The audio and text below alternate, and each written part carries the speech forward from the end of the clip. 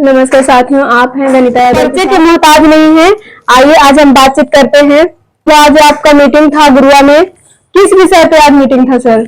Meeting इस विषय पर रखी गई थी कि भारत का जनतंत्र का संविधान 1950 में लागू हुआ और अभी तक पूरे भारत की जनता ने जनतंत्र के बारे में जनता नहीं जानती कि जनतंत्र है क्या। इसी विषय में एक मीटिंग हुई और जनतंत्र के बारे में मंचन चला और उसमें निष्कर्ष निकाला गया कि भारतीय संविधान का आर्टिकल 326 के तहत जो मताधिकार दिया गया है संविधान के द्वारा, उस मताधिकार के बारे में भी चर्चा हुई और इतना तक चर्चा पहुंच गई कि जो उम्मीदवार रहते हैं और जनतंत्र के चुनाव लड़ते हैं, अगर उनसे पूछा जाए कि आप वोट मांगने आए हैं तो किस आर्टिकल के तहत आपने वोट मांगते हैं, तो नेता इस विषय से मुकर जाते हैं और नहीं बता सकते हैं और जनतंत्र का चुनाव लड़ने आ जाते हैं। ऐसे नेता को चुनना चाहते हैं जो जनता को कल्याण करे। जनतंत्र का परिभाषा बैठेगा नहीं संविधान के विषय में जहां पर चर्चा होती है, और वो नहीं बैठेगा जो जनप्रतिनिधि बनना चाहता है, तो इसलिए उसको जानकारी नहीं रहता है कि अभी जनतंत्र पूंजीवाद पैसा तंत्र में बदल दिया है। लोग पूंजीवाद लोग तो पैसा के आधार पर चुनाव लड़ने आया है, न कि संविधान और जनतंत्र के आधार पर चुनाव लड़ने आया है। ऐसा कोई विषय उसके सामने नहीं है। वो सोचता है कि हम पूंजीवाद हैं, जनता के बीच में खर्चा करके अब भोली भाली जनता से मैं वोट ले लूंगा और विधानसभा के सदस्य बन जाएंगे। तो जनता को कैसा नेता चुनना चाहिए? जैसे पूंजीवाद की बात कर रहे हैं आप, और फिर उसके बाद आप संविधान की बात किए कि जनता को कैसा नेता चुनना चाहिए? जनता के खुद जनतंत्र के मैंने विषय में नहीं जानती है और जो नेता है वो भी नहीं जानती है। तो जनता का इतना ही है, जिस प्रकार से नाबालिग लड़का को चॉकलेट दे करके फुसला दिया जाता है, उसी प्रकार के पूंजीवाद आदमी आता है और जनता के चॉकलेट रूपी कुछ दारू ताड़ी पैसा कौड़ी दे देता है और उसे वोट लेता है। और न जनता का पता है जनतंत्र के, न नेता का पता है कि पैसा तंत्र के आधार पर केवल जान जाता है कि हमको इसे वोट लेना है, इसको देना है, और जौन छाप रहता है उस पर दे देता है। तो जनता को मतलब पैसा के आधार पर वोट नहीं देना चाहिए? नहीं, जनता के पैसा के आधार पर नहीं देना चाहिए। और जनता जब सजग हो जाएगी तो सबसे पहले जनता पूछेगी, जैसे हम लोग जो इतने अम्बेडकरवादी मिशन के हैं, कुछ न कुछ संविधान के ज्ञान रखते हैं, और वोट मांगने आएगा तो जैसे जो जानता है वो प्रश्न कहीं खड़ा कर देती है जनता, तो नेता भी सीखता है और वो सिखाता भी है, सीखती है, और तब वो जो संविधान का ज्ञान है तब अच्छा आदमी को वोट देने के लिए निर्णय भी जनता लेती है। पूंजीवादी को देता है जनता। अमानवीय करके और प्रताड़ित किया, और जब भारतीय संविधान के अनुसार ठीक करवाने गया था, लेकिन भारतीय संविधान के अनुसार जो आर्टिकल 51 के ए के तहत जो धर्मनिरपेक्ष माना गया है, उसके अनुसार गया कि नहीं जानकारी था, लेकिन ऐसे स्वतंत्रता है। लेकिन मनु के विधान के अनुसार वे जो है शूद्र कथा नहीं सुना सकता है, वो सुनने वाला है, प्रसादी चढ़ाने वाला है और ब्राह्मणों का मान सम्मान देने वाला है मनु के विधान में। और फिर भी शूद्र समझ करके शूद्र था, मंचन गया कथा कहने भागवत गीता वाला, तो ब्राह्मण द्वारा अपमानित किया गया। तो ये भारतीय संविधान के तहत तो सुना रहा था, लेकिन ये जो कथावाचक था इसको ये भी पता नहीं था कि हम भारतीय संविधान जो धर्मनिरपेक्ष है इसको अनुसार सुना रहे हैं।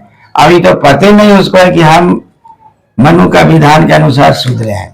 सर एक बात और कहिए कि अभी जो माननीय प्रधानमंत्री है वो तो कह रहे कि हिंदू राष्ट्र घोषित करेंगे, तो ये तो हिंदू मुस्लिम में करवा रहे थे, लेकिन यादव समाज है तो उनको तो पता था कि हम हिंदू हैं। हिंदू के जहां तक सवाल आता है पूरे देश में यह हिंदू राष्ट्र बनाना चाहते हैं भाजपा वाले लोग, तो मैं कहूंगा कि जो भाजपा के जो सर्वोपरि उसमें जो मनु स्मृति के अनुसार जो जात श्रेष्ठ माना गया है, उसमें ब्राह्मणों का सबसे श्रेष्ठ मानते हैं मनु के विधान के अनुसार।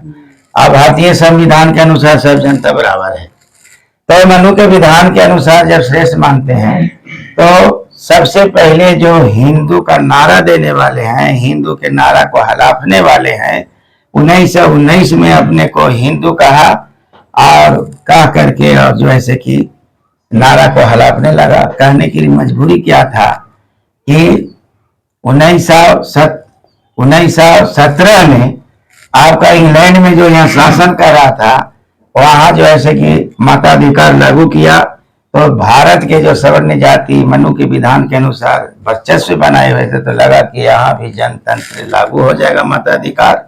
इसलिए उन लोगों में खलबली हुआ और हिंदू शब्द से पूरे करोड़ों करोड़ों जनता पटाई हुई थी, और देखा कि अगर यहाँ लागू होगा तो हम हिंदू नहीं कहते हैं अपने को, तो हम अछूता रह जाएंगे, तो फिर हमारा जनता नकार देगी। इसलिए आनन फानन में 1919 ईस्वी में अपने को घोषणा किया, जो आज हिंदू राष्ट्र कह रहे हैं, तो 1919 में घोषणा किया कि हम भी हिंदू हैं, और जोर से नारा देने लगा कि देश धर्म की नाता है, गौ हमारी माता है। ये नारा दे करके और अपना राजनीति को तेज किया। जिसका ईस्वी है 1925। सर, अभी आप बोल रहे थे कि संविधान के अनुसार नहीं करवाना चाहिए, ये मनु स्मृति में लिखा हुआ था, तो अब लोगों को, जनता को क्या संदेश देना चाहिएगा कि मनु स्मृति मानना चाहिए या संविधान? हम अभी जनता को, पूरे देश की जनता को ये भी पता नहीं है कि शास्त्र हम किसको कहें, इसलिए कि जैसे देश शासित होता है यानी चलता है, वही शास्त्र का उपाधि दिया जाता है। तो अभी देश गीता पुराण और मनु का विधान से नहीं चल रहा है, भारतीय संविधान से चल रहा है, और जब भारतीय संविधान से चल रहा है तो भारत का शास्त्र भारत का संविधान हुआ, और भारत के संविधान के बारे में अभी जनता 1% अवगत हुई है, अभी तक 99% वंचित है।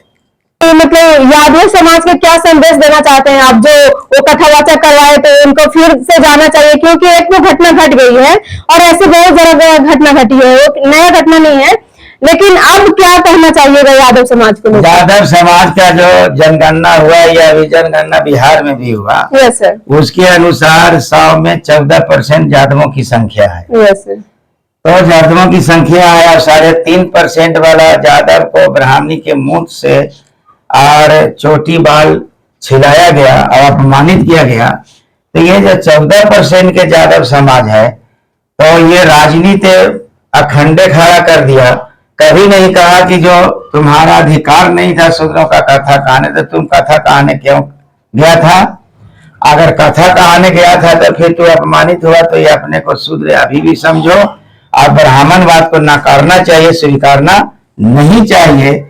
इस बात को नेता राजनीति करने वालों को कहना चाहिए, और जो ब्राह्मणवादी कृतियां है उसे निदान पाने के लिए, चाहे अखिलेश यादव हो या बिहार का अभी लालू प्रसाद जी हो या तेजस्वी यादव हो, इन लोग की ये बात कहना चाहिए कि जब ब्राह्मणवाद में तुम कथा सुना नहीं सकते हो, सुनते हो, इसलिए कि सुनाना काम है ब्राह्मणों का, सुनना काम है शूद्रों का, इसलिए तुम नकारो तो ठीक रहेगा, अगर स्वीकारा तो तुम्हारा ये नतीजा चलते रहेगा। बिहार की बात करते हैं तो लालू प्रसाद यादव जी या फिर उनके बेटे तेजस्वी जी, वो तो कहते हैं कि हम यादव वंश, मतलब कृष्णा के वंशज हैं, तो वो फिर मानेंगे ना, कहते हैं कि कृष्णा के वंशज हैं, हम भगवान का अवतार हैं। जैसे जो ही पखंडियों ने किताब लिखा, तो ये आपका जो कृष्ण है से वासुदेव सिंह का बेटा है। वासुदेव सिंह का पत्नी के नाम था देवकी, और ये इसमें कहानी जो लिखा है कथा पुराण में, तो कंस था, तो अंधविश्वास में पढ़ के कि तुम्हारा जो भगना पैदा लेगा, जो देवकी के भाई था, तो तुम्हारा वही नाश करेगा। तो कृष्ण जब पैदा लिया तो देवकी ने कहा किया कि अपने बेटी को बेटी जन्म से जो होती घड़ी के डगरी होती थी, बेटी को अपने पास रख लिया और बेटा को जसोदा ही पालन के लिए नंद वंश में भेज दिया। इसे आज लोग पूरे न ग्रंथ के बारे में जानते हैं और न पूरे इतिहास के बारे में जानते हैं। आप कहते हैं कि कृष्ण हमारा वंशज है, लेकिन ये वंशज जो क्षत्रिय समाज के है उसका वंशज है कृष्ण, और उनका ही पलाया बसाया, इसलिए लोग समझते हैं कि हमारा वंशज कृष्ण है और इसी से यदुवंशी कहते हैं। सर, तो आप मतलब क्या संदेश देना चाहिएगा महिलाओं को लेकर, बेटियों को लेकर, जो अभी भी मतलब बहुत सारा, जैसे सावन अभी आने वाला है तो सबसे ज्यादा वो मंदिर जाते हैं, तो उनका किस रास्ते पे जाना चाहिए तो उनका सही मार्ग हो सकता है? मंदिर जितने हैं भारत में और भर सामान एक ही मंदिर का सम्मानित किया जाता है। यह सम्मान लोग देते हैं जो ब्राह्मणवाद से ओतप्रोत हैं, जो कहते हैं कि यह भवा धाम का मंदिर है और वहां जल चढ़ाने जाते हैं। तो सबसे पहले कहने का जो परिभाषा है वह कभी बाबा धाम का मंदिर है ही नहीं, इसलिए कि उसमें बाबा का कोई ना हाथ है, ना कार है, ना मुंह है, ना कान है। वो सीधे है बाबा का, जिसको लिंग कहते हैं शुद्ध हिंदी में, तो शिव लिंग है, ये न कि बाबा के हाथ गोड़ है। लेकिन ये कोई नहीं कहता है कि हम शंकर जी के लिंग पर जल चढ़ाने जा रहे हैं, ये सीधे कहता है कि हम शंकर जी पर चढ़ाने जा रहा है। तो कहने का जो परिभाषा है पखंडियों में लाया है, अब इसे जो चेतनशील प्राणी नहीं है तो सब कह देता है कि बाबा धाम जा रहे हैं, अब जल चढ़ाते हैं। सर, तो अभी हम बताते हैं गुरुआ का ही बात बताते हैं कि जो गुरुआ विधानसभा में है, गुरुआ का अभी माननीय विधायक आरजेडी का है विनय कुमार यादव जी, वो अभी बैजू धाम में याद रखे हुए थे और जग के माध्यम से वो कह रहे थे कि हमारे जो गुरुआ वासी या मगध के वासी हैं वो बैजू धाम में आए, अपना दान दक्षिणा दे। तो इससे क्या होता है कि नेता से ही तो जनता सीखता है ना सर? देखिए, जिस देश का नेता का मतलब होता है नेतृत्व करना। तो जनता अगर सही नेता नेतृत्व करता है तो सही की ओर जनता जाएगी, अगर गलत नेतृत्व करता है तो गलत की ओर जाएगी जनता। तो ये विनय यादव का भी पता नहीं है कि हम शूद्र हैं, और जब विनय यादव का भी पता नहीं है कि हम शूद्र हैं तो फिर दूसरे को शूद्र का एहसास कैसे करा सकते हैं? वही तो सर, यादव से ही आते हैं, यादव जाति से आने के बाद भी उनका वो विधायक है, मतलब सोचिए कि और विधायक रहते घर में उनको ये पता नहीं है कि हम शूद्र हैं, और जनता को, जो जनता होता है ना, जनता उनके अधीन हो जाता है कि नहीं, ये मतलब हम लोग का जो होता है कि राजा, पहले जो राजा होता था उनके हम लोग अधीन होते थे और गुलाम होते थे। जो बैजू धाम में यज्ञ करवाएं और यज्ञ में खुद करें कि दान दक्षिणा दीजिए और अपना मतलब आशीर्वाद लेके जाइए, भगवान आपको आशीर्वाद देंगे। तो किस भगवान से वो आशीर्वाद दिलवा रहे थे? जो भगवान की चर्चा होती है उस खुद विधायक जी के पता नहीं है कि हम वो भगवान कुछ देने वाला है, भगवान लेने वाला होता है। और भगवान का सही अर्थ होता है, जो सर्वन संस्कृति में भगवान के बारे में बताया गया था कि भय से भूमि होता है, अब ग से गगन होता है, और न से नीर होता है, और ब से वायु होता है। तो ये प्राकृतिक चीज को मिला करके एक भगवान और प्रकृति को ही सुरक्षित करने के लिए भगवान शब्द लाया गया था। लेकिन पखंडवादियों ने इसको कह दिया कि ऊपर रहता है। तो विधायक बन जाने से या विधानसभा में बैठने से ये नॉलेज नहीं हो जाएगा कि भगवान इसको कहते हैं। इसलिए जो संस्कृति उसका दिमाग में समाहित है वही लागू करता है।